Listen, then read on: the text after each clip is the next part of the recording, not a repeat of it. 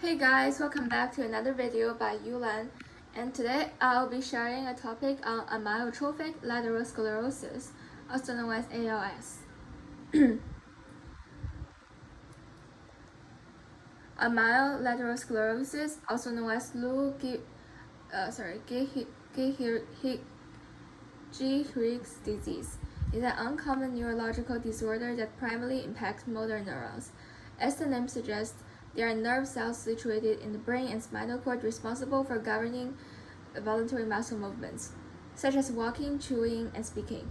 This disorder is progressive, signifying that its symptoms deteriorate over time. Unfortunately, there's currently no cure for ALS, and there are no effective treatments available to reverse its advancing nature. ALS falls under the category of motor neuron disease. Due to the disruption of transportation of enzymes, RNA, and proteins in and out of the nerve cell nuclei, motor neurons gradually cease generation and thus die. As a result, the information going in and out of the body stops getting processed in the muscle, which leads to the weakening of muscles. The muscle hasn't been used. Eventually, it starts to twitch, which is also known as fasciculations, and wastes away, atrophy. Notably, the death of cells in ALS doesn't result in the inability to smell, taste, or touch. The majority of individuals with ALS die from respiratory failure, typically occurring within 3 to 5 years after the onset of symptoms. Nonetheless, around 10% of those affected by ALS manage to extend their survival for 10 years or even longer.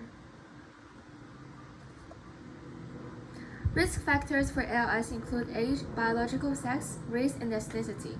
While ALS can occur at any age, symptoms commonly emerge between 55 and 75 years old. Males have slightly higher susceptibility to ALS. However, as individuals grow in age, this difference diminishes. In addition, ALS is more prevalent among Caucasians and non-Hispanics, yet the disease affects individuals of all racial and ethnic backgrounds. Some studies indicate that military veterans face a 1.5 to 2 times higher risk of developing ALS. The underlying cause for this correlation remains unclear. Potential risk factors for veterans may involve exposure to substances such as lead, pesticides, and other environmental chemicals or toxins. Like many other diseases, diagnosing ALS doesn't rely on a single test. The healthcare provider will perform a thorough physical examination and take a look at patient's complete medical history. A neurological assessment will evaluate the reflexes, muscle strength, and other responses at regular intervals to track the progression of the symptoms, like muscle weakness, muscle atrophy, and spasticity. Common muscle and imaging tests include electromyography, EMG, nerve conduction study, NCS, magnetic resonance imaging, MRI, blood and urine tests, and more. Even though there's currently no known cure for ALS, many drugs aim to slow down the progression of the disease. Some examples are baclofen or diazepam, which controls spasticity, gabapentin, which controls pain, or hexyphenidyl, which help patients swallow saliva.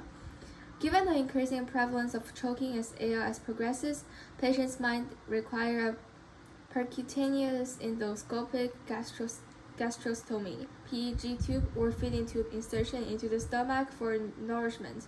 A consultation with an otolaryngologist specializing in ear, nose, and throat concerns may also be suggested. To enhance muscle functionality and overall well-being, a combination of physical therapy, rehabilitation, appliance utilization such as braces or wheelchairs, and various treatments can be employed. Those encountering speech difficulties could benefit from speech therapy, speech synthesizers, and computer-based communication systems. Here are my references, and thank you for listening. If you find this interesting, please subscribe and stay updated for future lectures. Thank you for listening.